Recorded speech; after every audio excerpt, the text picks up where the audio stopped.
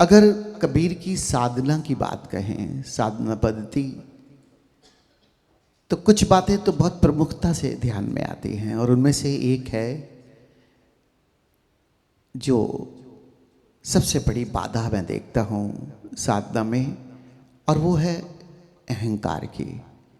कबीर ने बात की मैं से मुक्ति की, और जो कबीर कह रहे हैं इसका मतलब संभवतः वो बाधा छोटी तो नहीं हो सकती,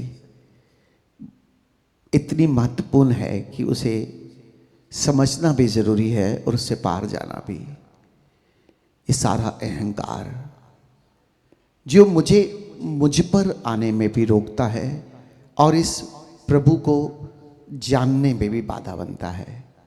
ओशो कहते हैं मैं के लिए कि तुम्हारे और तुम्हारे परमात्मा के बीच अगर कोई बाधा है तो वो तुम्हारी मैं की है, और इसका बीज कहीं ना कहीं हमारे भीतर, सबके भीतर होता है। लेकिन जब हम किसी साधना में चलते हैं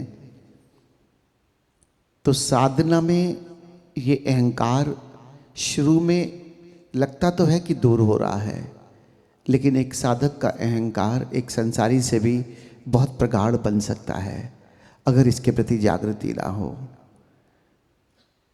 सूक्ष्म रूप से जो अहंकार है, जिसे देखने में, जानने में स्वयं से भी पार जाना पड़ेगा, और यही सबसे बड़ी बाधा बन जाता है।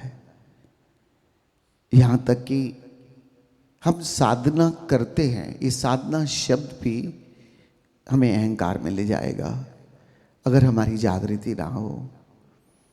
हम ध्यान करते हैं, हम साधना करते हैं, हम ओशो के शिष्य हैं,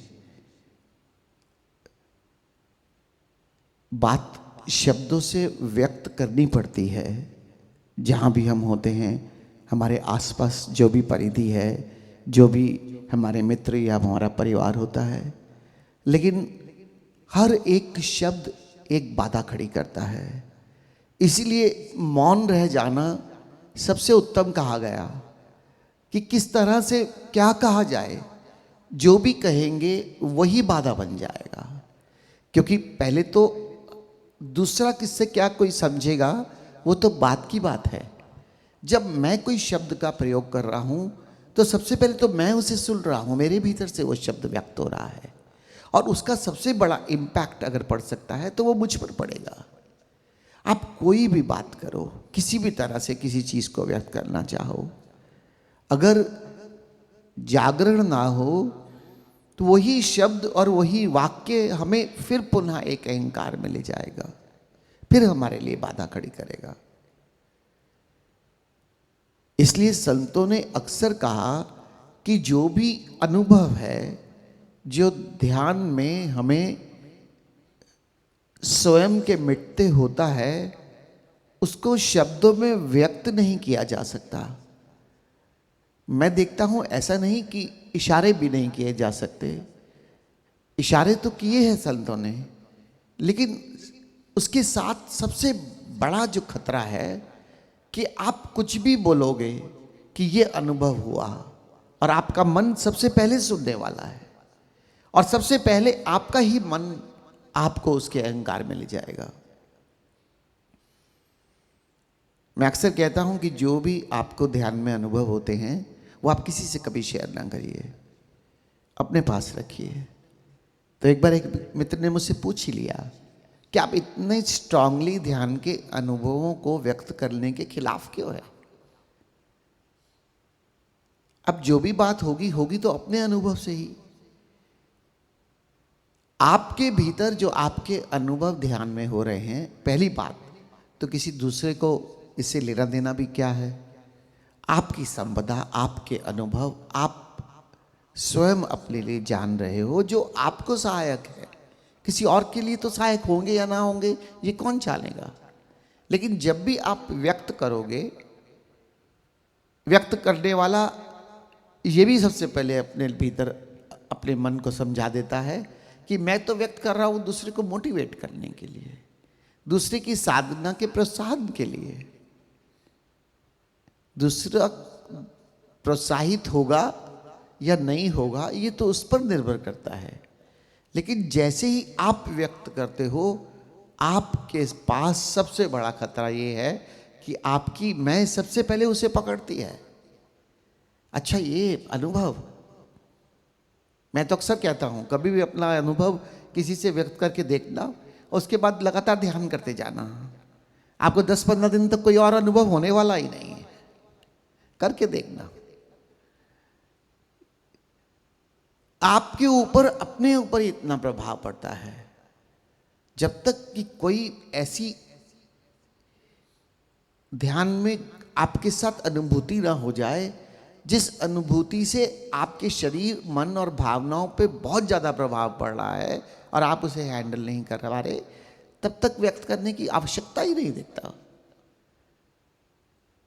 माना कभी ऐसा हो सकता है जो आपको किसी तरह के असमंजस में डाल सकता है, तब आप अपने गुरु से उसकी चर्चा कर सकते हैं। लेकिन मित्रों से तो तब भी कोई चर्चा करने का लाभ नहीं। इसलिए आपके भीतर जो आपकी साधना की जो भी उपलब्धि है उसे जहां तक हो सके, अगर कबीर की मैं बात करूं तो उसे इस तरह से छुपा के रखना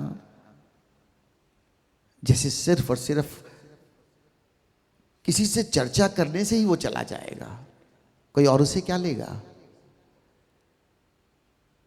क्योंकि ये अहंकार इतने सूक्ष्म रूप लेकर भी हमारे भीतर कहीं ना कहीं से रास्ता बना लेता है जो मुझसे भी तोड़ता है और उससे भी। और कबीर तो द्वंद्व से पार जाने की बात करते हैं, इसलिए द्वंद्व की भी जरूरत नहीं। निर्द्वंदी होकर सिर्फ और सिर्फ अपने मार्ग पर हम कैसे चलते चले जाएं, किस तरह से हम अपने जीवन में अपनी आंख बंद करके हमारे भीतर हमारे साथ जो भी हमारा जानना हो रहा है उसका अगर कोई लाभ है तो सिर्फ और सिर्फ मुझे है। इसलिए मैं साधना में क्या कर रहा हूं, क्या पा रहा हूं, कहां चल रहा हूं, कैसा अनुभव हो रहा है, इसकी कभी किसी से चर्चा ना करें। जो है वो मेरा, जो है वो मुझ में, जो है वो मेरे लिए, और इसके अन्यथा तो किसी के लिए है भी नहीं।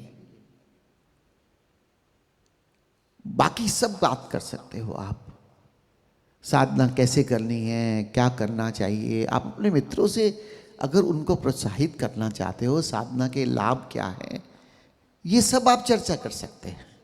लेकिन मैंने क्या अनुभव किया, जहां मैं आ गया वहां पर पूरी तरह से जागरण में चले जाना।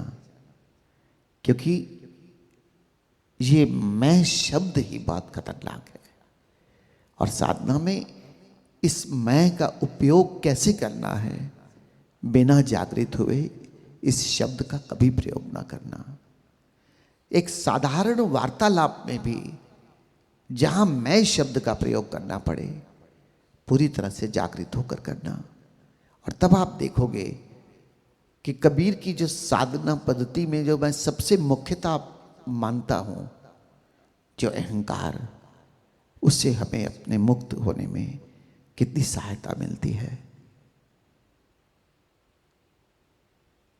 ध्यान,